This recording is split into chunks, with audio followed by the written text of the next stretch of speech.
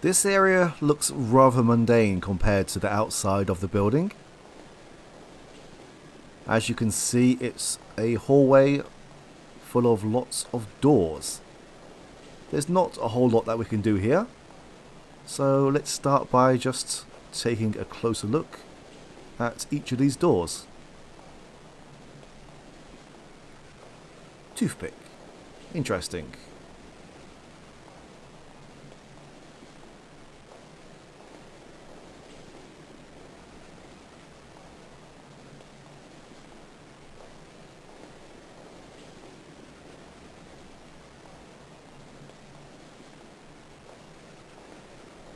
What kind of names are these? I don't think they're names.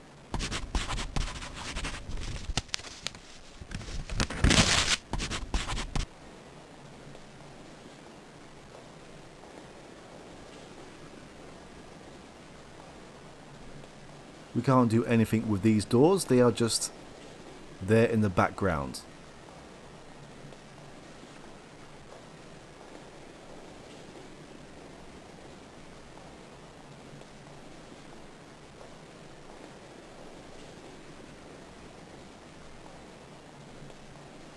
There better not be a mime back there.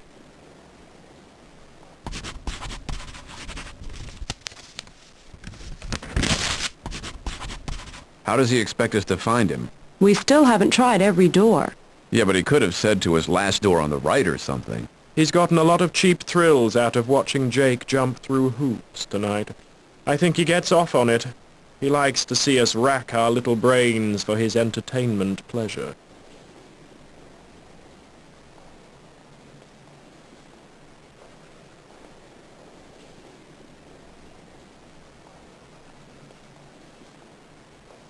If you haven't guessed it yet, these doors are part of a word puzzle. Oh, I think it's a code. Well, it's what I'd do. Hey, Josie. Pussycat. Right here. You have any idea how to get into these doors? If I knew how, I'd do it, damn it.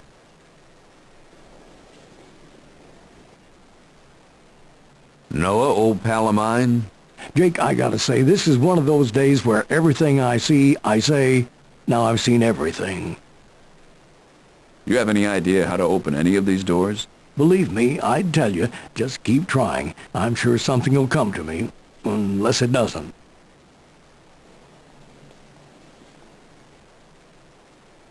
Noah, old pal of mine? Jake, I gotta say, this is one of those days where everything I see, I say, now I've seen everything. Check out these walls, man. I know. Talk about the halls of vapor action. Yeah, maybe we're on mentholyptus.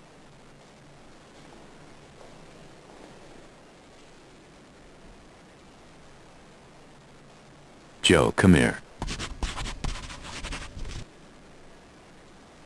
You hear anything behind these doors?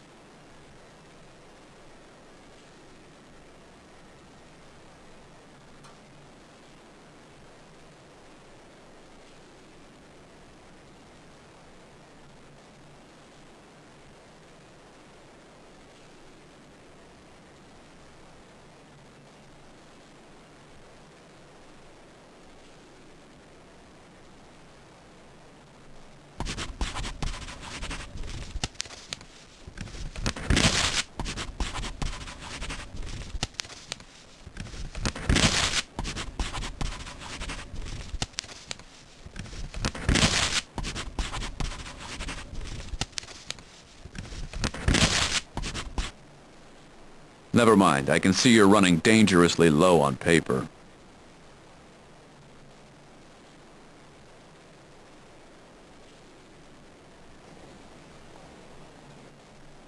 Ralph?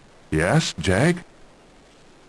Pick up any interesting scents? None at all. It's very disturbing. It's oppressive. It's as if I'm taking a shower with a raincoat on. Do you know the feeling? Yeah, I'm afraid I do. Why would you take a shower while wearing a raincoat? Can you smell parabolas behind any of these doors? Jake, I can't smell anything. If it were not for the fact that we are apparently breathing, I'd say we were in a vacuum. The sound is also not right. It does not carry the way it ought to. This simulation of our atmosphere and our reality is slipshod. I'm finding it acutely uncomfortable. Don't go off by yourself. Don't worry. I don't like this place and I've got nowhere to go. Why don't you go over in the corner there? I'm sure Parabolus will understand. I would bite you for that.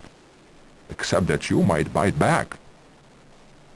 Alright, so we don't have much in the way of hints, apart from the fact that this is some sort of code.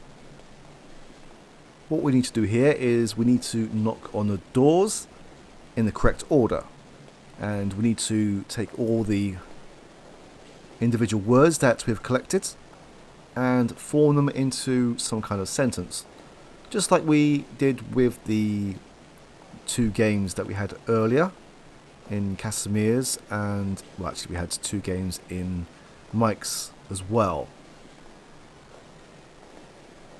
So let's start with this door here. So we need to start with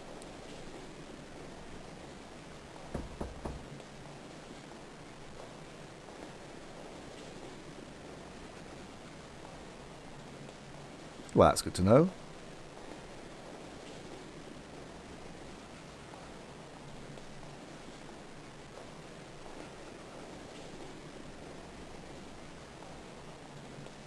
Here we go. My mother.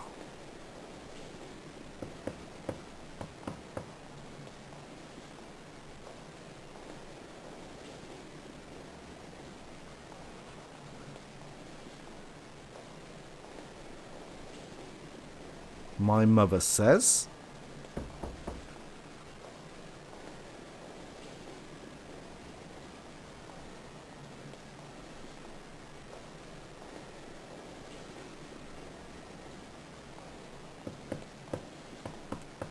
My mother says to pick.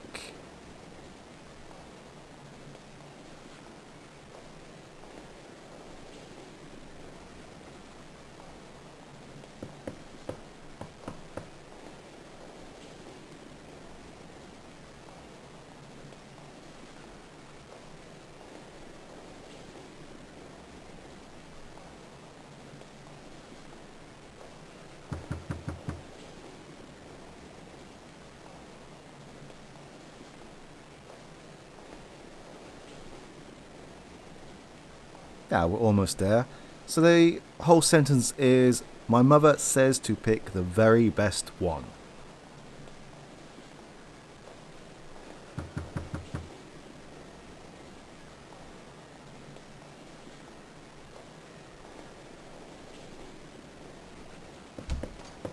There we go.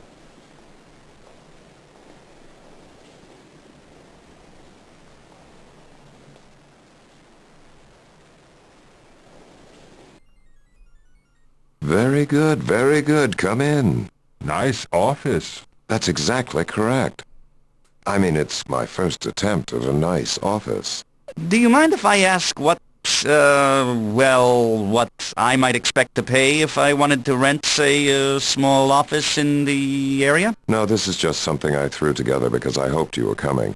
A semi-illusionary interface between my world and the one you exist in. It's a little hazy. Well, I'm a little hazy. I didn't remember all the details. I didn't spend much time on your little ball there. But should be a safe environment for you. I checked for holes in the floor, and I made sure not to have any, what is it you people worry about, tropical oils in the atmosphere? That's very close. Thank you for trying. I trust your trip went smoothly. The anesthetic. Good stuff, eh? The bottle. Yes, my private label. Well, the board is meeting, so now that you're here, I have a few more notes to go over and we can go in. Go in where? You're going to tell us where we are? Right. You're outside of your universe. That's it in the display case over there, top left. And you're coming with me to convince the board not to cut your funding. Your universe, like my other universes over there, and like the ones we all create here, are funded by the Cosmic Endowment. Now, the endowment's being cut, and we're, well, having to tighten the old belt on things like matter and energy. Actually, the matter doesn't matter. It's the energy that's really the matter. So they'll just pull out the plug and your stars will go out. We'll freeze to death. Could be. See, about the time they cut off the power, they usually cut the time, too. So you won't have a chance to freeze to death. You'll just stop. And they'll recycle the matter later on for lawn furniture, probably. Big lawn furniture.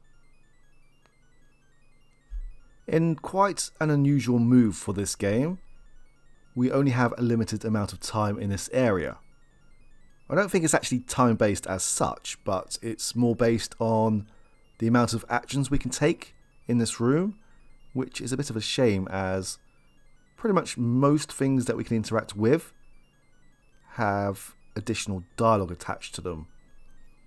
So I'll try and stick to some more of the interesting things. Wait. I'll be done in a minute. I just wanted to ask you, I'm almost done. Please. Now this, apparently, is our universe. is this the one you said was our universe? That's it exactly. I call it Raymond. Look at the craftsmanship in that universe. You know what? It's still expanding. I hold the unofficial record for keeping my universes expanding the longest. And I fixed it so that you can tell how old it is by counting the pulsars and multiplying by 47. Please don't touch the universes. There are a lot of wires running in back of there.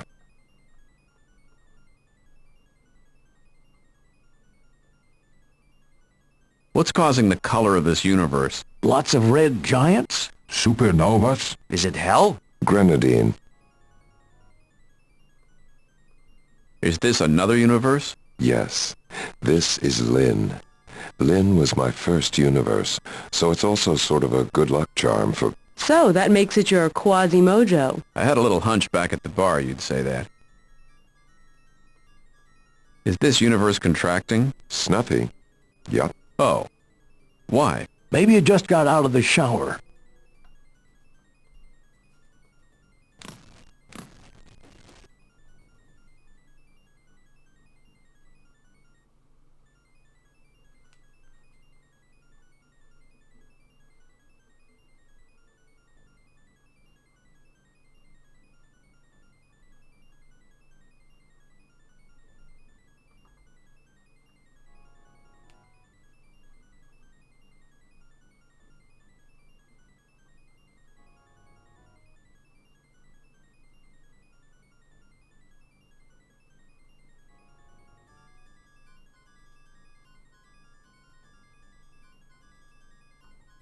Thank you. That was the response I was hoping for.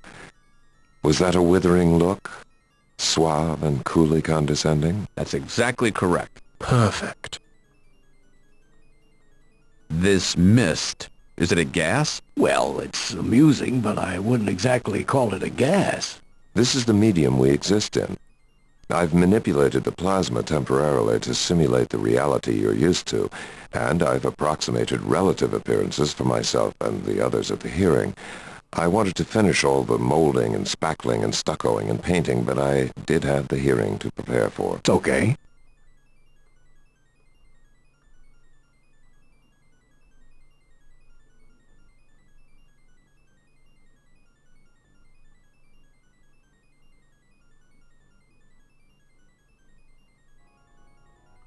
Isn't that cool? I didn't even have to design it that way. It just happens. Before we move on to the next section, I think that the only person that has any different dialogue in this room is Josie. Hey, Josie. Pussycat. Right here. What do you think? I've got no idea what to think. I don't know how much of what we're seeing is real and how much is... I don't know. None of it's real, not really. But it's all real in essence, do you see? In other words, there is no computer really here, but there is something that functions analogous to a computer in my reality. See? Anyone have an aspirin?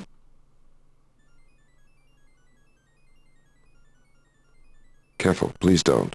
That's my stock software. What's the antique stock ticker for? Well, what we do here is just a little complicated for your little minds to wrap around. But I think it's closest to what you think of as the stock market. We buy and sell all the countless aspects of existence, invest them in various universes, and attempt to cultivate new aspects and new connections. The trouble is, we haven't found anything exciting for eons. No matter how we combine these aspects and cross-pollinate, the same basic themes emerge to some degree on every plane of existence. No mutant concepts, so to speak. And thus, till I found you, that is.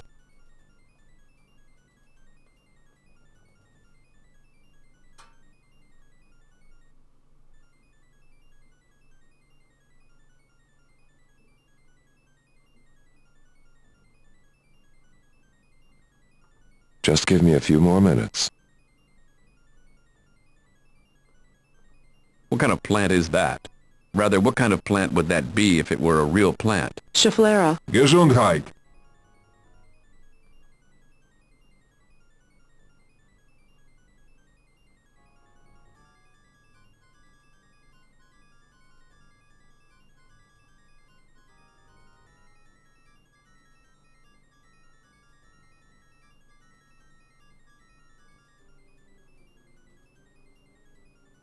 Hey. If you're going to be plucking ideas, the least you can do is remember them. You know what this looks like? To me, it's something quite beautiful that you couldn't comprehend. To you, unless I've missed my guess, this is a piece of what you call fine art. This is not fine art. This is an advertisement for Stetson cologne. Oh dear. I was thinking the advertisement was the girl with the nice smile. Toothpaste. Mona Lisa brand? From Da Vinci? Right. No. You're a little mixed up. I'm sorry. I'll change them. It's not necessary. The Stetson ads aren't that bad. It's an interesting choice. I don't recognize this kind of tree. That's a dwarf orange, I think. Stellar hypothesis. You mean I'm right? No. I mean, that's not really a tree. It's a stellar hypothesis. It hasn't been getting much bigger, I'm afraid. I just don't think about it enough. I think we are getting closer now. How old is this bonsai tree? I'm sorry, that question really doesn't make any sense. I don't know how you say this. Objects not drawn to scale? Actual appearance may vary? Simulated picture? Serving suggestion. I get it, so there's no bonsai tree here. Right. But there is a living spirit in my realm that corresponds to that bonsai. Just as there is a means of information manipulation in my reality that corresponds to that computer. And an area that exists purely to stimulate thought that corresponds to those paintings. Do you see? So nothing here is real, but everything here is symbolic. That's exactly correct. It obviously works wonderfully for dealing with beings on your plane of reality, which I don't think we've ever done before. He's pretty damn condescending. Yes, that's exactly correct. I am damned condescending. Thank you.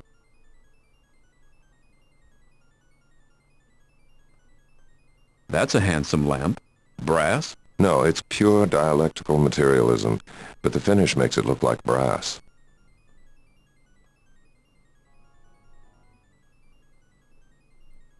I don't see the lamp switch. It doesn't switch.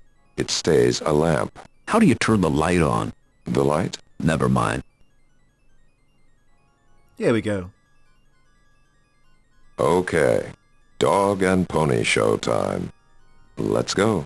The litigants for our next case are now on their way into the courtroom. We'll be back for the case of Stop the World, I Want It Turned Off, after these messages. What the hell was that? I just wanted to make you feel more at home. Isn't this how your legal system works? No. Parabolus, you brought refreshments. We can always count on you. Exhibits your authority.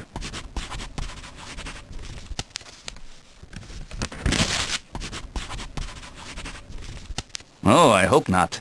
I don't think so. Seems like a long way to go to send out for snacks. Listen to them. Objection! They're like little savory puffs of organic matter with rudimentary philosophical underpinnings. You've really outdone yourself this time, Barabbas, and I thought those little things with the cool whip around the sides and the uranium in the middle were great. What were those called? Mushrooms in a cloud? Objection! All right, Gingernich is right. Let's get on with it. Snacks later. Thank you. Parabolas, Gingernich was just giving us a look at Lynn, Raymond, Rusty, and Snuffy.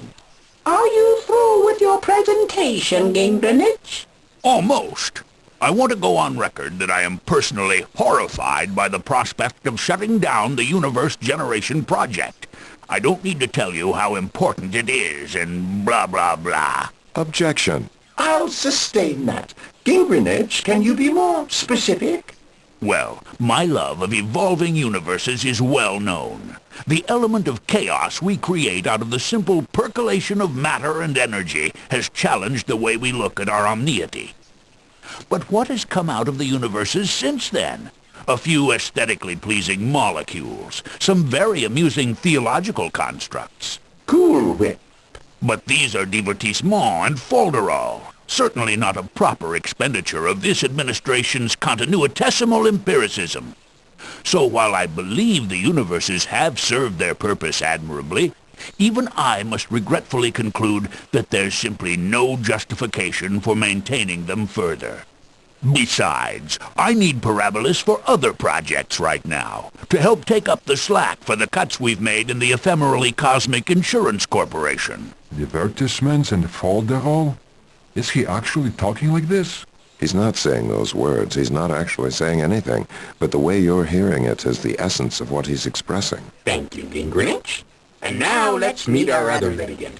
He's a lifelong immortal, he enjoys the outdoors, and his hobbies are gourmet cooking and creating the universe. Let's give a warm galactic overlord welcome to Parabolas! Thank you, Your Authority. I'll attempt to make this as brief as possible. The charge has been leveled against continuation of the Universe Generation Project on the grounds that it no longer produces viable conceptual material. These entities are with me to help me prove otherwise. They are from Raymond, one of my more ambitious universes. This race interacts in ways which I believe are unique. For one thing, they have a concept called friendship, a rarefied condition in which two entities not only communicate, but receive a special enjoyment from the mere act of communication. They also share a trust that permits them to touch each other spiritually without hurting them, most of the time. Interesting. Is there any example or tangible manifestation of this bond we might see? Oh. You're expecting something from me, are you? Nope, let's get out of here. Don't leave now. Help us, Jake Stonebender. You're our only hope.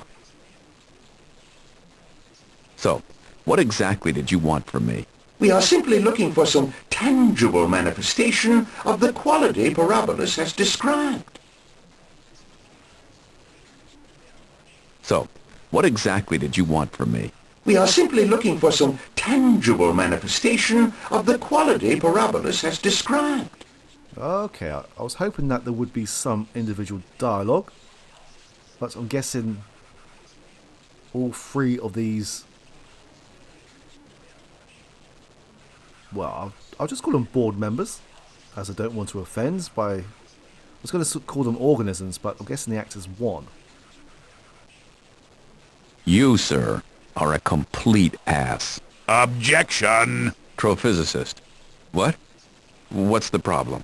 Ooh, that's telling him, Jake. Why don't you just eat Objection! shiitake mushrooms and leave our universe alone? Way to go, Jake. As far as I'm concerned, you can kiss my ass Objection! assistance goodbye, if you were ever counting on it. So there. Jake, don't do that. Darn you anyway. Objection? Overruled. I'm very sorry, but Parabolis is in a board meeting right now. Oh, geez, where did she come from? Sorry about that. I was just thinking how nice it would be to have an assistant. Al, have you got any ideas? Well, if it's not too much trouble, I think you should go ahead and save the universe, okay? Very helpful. I'm just a simple time traveler. These shimmering walls and strange creatures frighten and confuse me. Noah, come on. Give me a symbol of friendship. I'm not kissing you, if that's what you're suggesting. Ralph, what do you think Parabolis wants me to do? I think it's pretty clear that he wants something that symbolizes friendship. But what? I don't know. How about a tire iron? What should I give him? It's so obvious, I'm not even going to tell you. You don't know either, do you? Haven't a clue. Pyotr, could I consider you a symbol of friendship? No, you could consider me a friend, though. Joe, do you have anything you would consider a symbol of friendship?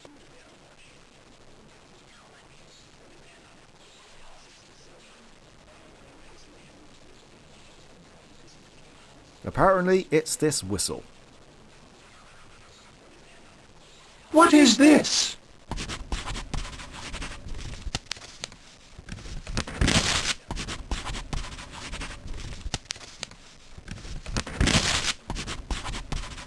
So the whistle impels this creature to join the other?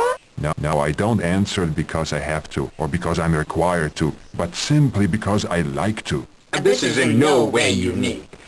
Certain entities, even in our realm, enjoy the presence of certain other entities. Friendship may be a worthwhile concept, but hardly unique. As I indicated, Your Authority. Have they any other properties you would consider of infinitely redeeming value? Most definitely. Is it not unique to find a race of creatures that work cooperatively in the spirit of altruism? That would risk their existence to save another race, even one with whom they cannot communicate or befriend, but simply because they feel their world is richer for the presence of this other race? That's intriguing. Have you brought any physical manifestations of this trait? I guess so. So, what exactly did you want from me? We are simply looking for some tangible manifestation of the quality Parabolis has described. For some reason I thought that was different dialogue, but never mind. What, Jake? I'm not clear on what I'm supposed to do. Just show them some evidence of how you saved another race from extinction. Can't get much more simple than that, can you? Al, what have you got on you? I didn't bring anything with me, was I supposed to? What good are you? None, basically, didn't you know? Noah, quick. Give me a symbol of our altruism or something. I left all my altruistic symbols in the car. What does he want, Ralph? Doggone if I know. I'm not sure what they're talking about. You don't? I do. Really? No, not really. Pyotr, what would be a symbol of altruism? I don't know. I never met the guy. Do it for me again, Joe. What sort of symbol are they looking for this time?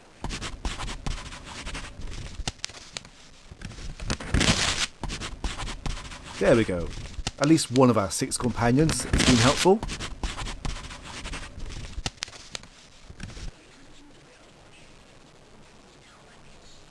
What is this? An example, Your Authority. This was created by these 2 entities out of the spore of a third entity with whom they can neither communicate nor befriend, but for whom they risked their lives to prevent its extinction. Objection. On what grounds? What you hold in your hand gives sensory pleasure to these creatures at the expense of the creature they saved, thus rendering their act selfish, not altruistic.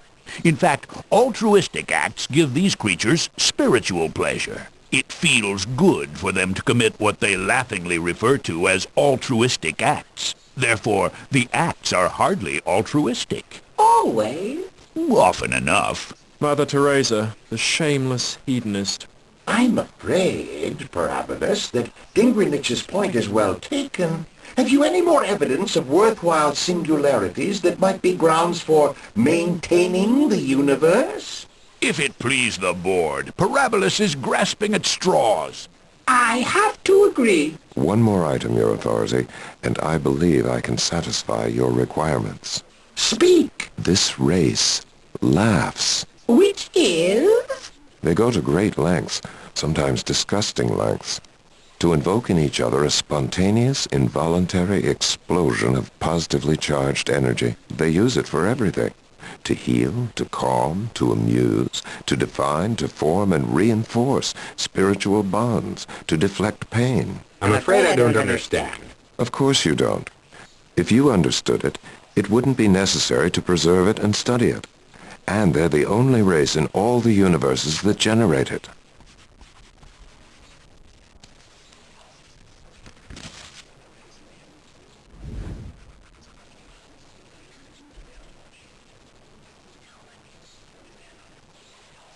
We are intrigued by this concept. For the current time, Gingrinich, we'd like for you and Parabolus to maintain the Universe Generation Project until we've had a chance to study it. Agreed?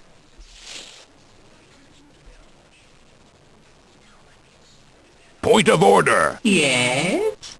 It has come to my attention that this concept, which we have identified as humor, is not unique to Parabolus's universe. In one of the smaller universes under my charge, there is a race called the Flutwig, who use this laughter for the same purposes. There must be some mistake. Since the Flutwig universe is much smaller and more economical, I contend that Parabolus's Raymond universe be terminated.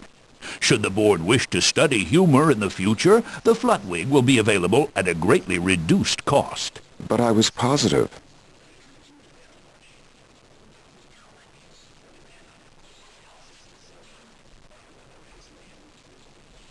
I was positive you were the only race that laughed. Only one I know of. It is true. The Flutwig are holders of humor. Gingrich's suggestion is a wise one. The Raymond universe is hereby closed, and we will hand down decisions on Parabolus's other universes shortly. Objection. This meeting is adjourned.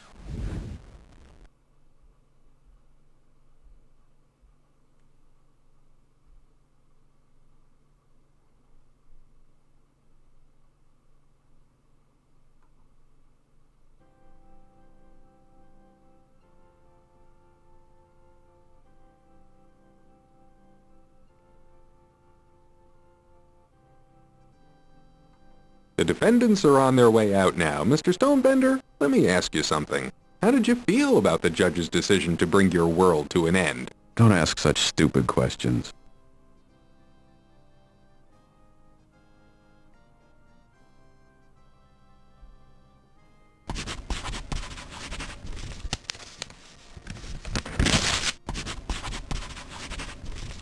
Yes, and I don't think he's used to feeling that way.